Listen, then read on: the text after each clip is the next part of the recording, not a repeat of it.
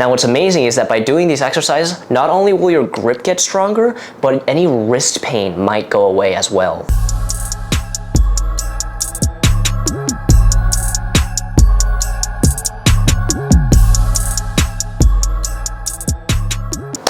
What's going on, guys? Welcome back to another tutorial video. Today, I'm going to be addressing the issue of grip strength. Now, grip strength is really important, not just for working out, but even your activities of daily life. When we carry our groceries, we rely on our grip strength. When we open a car door, we have to have a good grip on the door. And God forbid, if you're hanging on the edge of a mountain and you have weak grip strength, you're kind of out of luck. And there's two exercises that are pretty important for grip strength and not a lot of people do. So before we get into that, let's briefly go over some anatomy in a very simple manner. A lot of people just think that the grip strength all just comes from your fingers. However, what most people don't know is that the muscles that control your fingers, a lot of them stem all the way from your forearm. So me moving my fingers right here, just like that, is actually utilizing a lot of muscle from my forearm. You can even test it for yourself right now. Put your hand on your forearms and move just your fingers and you'll feel your muscles contracting. And our grip strength comes from the muscles in the front of our forearm,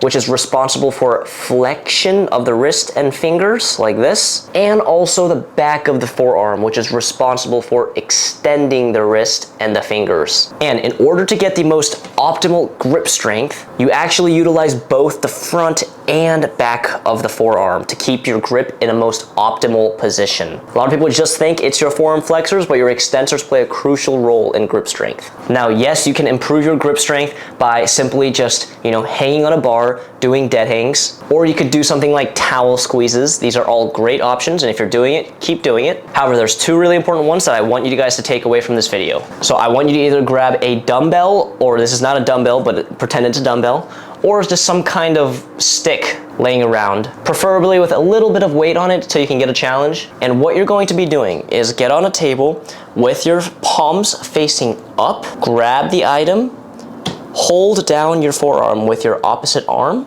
and you're just gonna curl the wrist up just like that. And make sure you control both the up and down motion.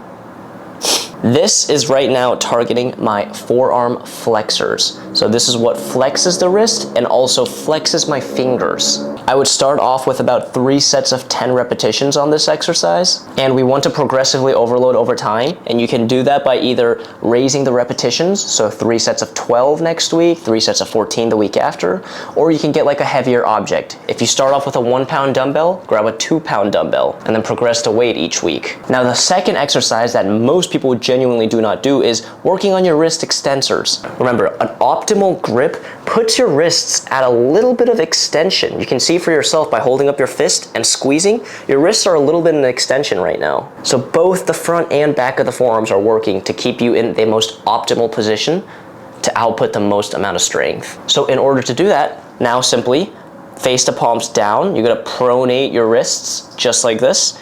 And this one's a lot trickier. You're going to be raising your knuckles to the sky. Make sure to block that forearm with your right hand.